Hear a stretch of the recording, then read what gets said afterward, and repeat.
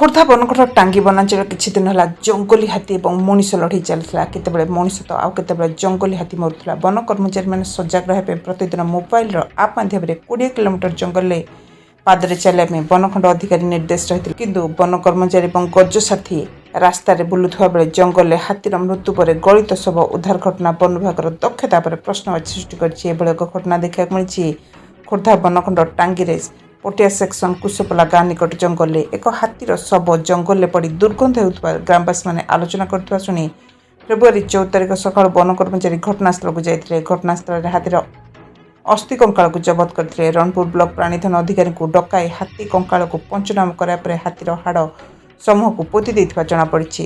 ହାତୀ ମୃତ୍ୟୁର କାରଣ ଜଣାପଡ଼ି ନାହିଁ। ଟାଙ୍ଗୀ ବନାଞ୍ଚଳ ଅଧିକାରୀ ଦେବାଶିଷ ଭୋଇ କୁହନ୍ତି, ହାତୀର କଙ୍କାଳ ଜବତ ସମୟରେ ଦାନ୍ତ ନଥିଲା। ପଞ୍ଚନାମା ରିପୋର୍ଟ ଆସିବା ପରେ ହାତୀ କେତେ ବୟସ, ସ୍ୱାଭାବିକ ମୃତ୍ୟୁ ନା ହତ୍ୟା ତାହା ଜଣାପଡ଼ିବ। ଜଙ୍ଗଲି ହାତୀ ମଣିଷ ମାରୁଥିବା, କେହି ଶିକାରୀ ଦାନ୍ତ ଲୋଭରେ ହାତୀ ଶିକାର କରିଥିବା ଆଲୋଚନା ହେଉଛି। Mobile TV.